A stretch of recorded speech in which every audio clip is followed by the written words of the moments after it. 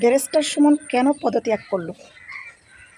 আসুন আমরা ব্যারিস্টার সুমন ভাইয়ের মুখ থেকে শুনে আসি তিনি কেন পদত্যাগ করল। পদত্যাগ করলেন কি কারণে? আমার কাছে মনে হইলো যে আমি সারা জীবন মানুষের নৈতিকতা নিয়ে কথা বলছি, মানুষের অনৈতিক কাজগুলো তুলে ধরছি। আমি নিজেই যদি সময় না দিই, রাষ্ট্রীয় কোষাগার থেকে যদি বেতন নিই, তো এটা আমার কাছে অনৈতিক মনে হয়েছে। তা আমি নিজে নৈতিকতার কথা বলে আমি নিজে যদি অনৈতিক কাজ করি বা মনে হয় আমার কাছে যেটা অনৈতিক হচ্ছে, তা আমার মনে হয় এটা থেকে চলে। আজকে আমার সামনে যারা আছো তোমরা, তোমাদেরকে বলতে চাই, জীবনে ভালো করতে গেলে, সফল হইতে গেলে সব সময় সাবের ছেলে হইতে হয় না, নিজের যোগ্যতায় হওয়া যায়। তা আমার প্রশ্ন হইলো, 4.5 মাসে যদি 31 কোটি ভাইয়া থাকে, আরে আমি তো এমপি, আমরা তো মন্ত্রীও পাইছিলাম, জীবনে উন্নয়ন নিয়ে আপনারা 5 টাকা পাইতো, এরকম কোনো ঘোষণা আইছিলেন। টাকা গেল কই? কারণ আমি জানি এর লাগে তো এমপি সাহেব হইতাম চাই না, সুমন ভাই হইতাম চাই, কারণ আগামীবার এমপি নাও থাকতাম পারে, কিন্তু ভালোবাসা দিয়ে আপনার ভাই হইতে পারলে বইরাও আমি শান্তি পাইবো।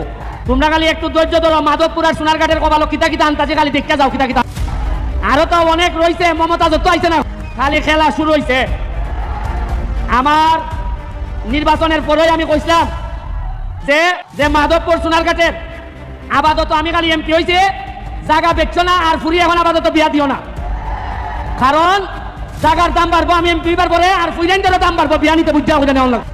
উনার মাটির দাম মাটির কারণে বাড়ে না, মাটির দাম বাড়ে মানুষের কারণে। আমি আপনাদের একটা উদাহরণ দেখাইতাম চাই। 4 মাস 5 মাস আগেও এই মাটির দ্বারাই আমার গালাগালি বন্ধ করা হয়েছে। আমি একটা নির্বাচন করতে গিয়ে আমি শুনছি যে আমি বাস্টার্ড, আমি জারদ, আমি শুনছি যে আমার জন্মের মধ্যে অভিশাপ আছে, আমি শুনছি আমার দেখতে পাকিস্তানের মতো লাগে, আমি শুনছি যে তোর মতো ব্যারিস্টার ভার তোলে পড়ে, এরপরও আমি শুনছি যে আমি ইউটিউবার, ফেসবুক করি। আমি আল্লাহর ভাই চাইয়া ধৈর্য ধরছি। আমি ইয়েতিম, আমার বাপ নাই। আপনারা কি কেউ আমার বাপের নাম জানো? আপনারা আমার নামই আমি পরিচিত হয়েছি।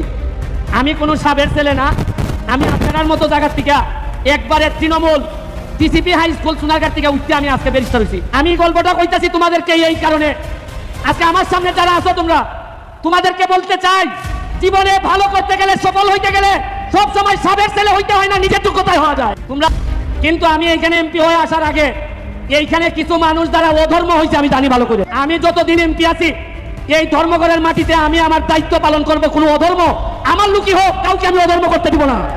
আমার ভাই মাত্র একটা, আমার ভাই লন্ডন থাকে, এর মানে আর কোনো ভাই নাই, আপন রক্তের ভাই নাই।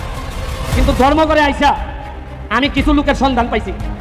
আমি আমার আন্ডারে 21টা ইউনিয়ন আর 2টা পৌরসভা, প্রতিটা ইউনিয়নে আমার আদর্শের কিছু ভাই তৈরি হইতেছে।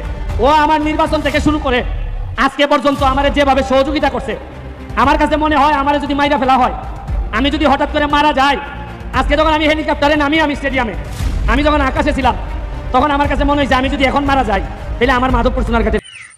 তো ব্যারিস্টার সুমন কেন পদত্যাগ করলেন তিনি সরাসরি সেটা উল্লেখ করে না বললেও বোঝা যায় তার ভিতর অনেক চাপা কণ্ঠ আছে।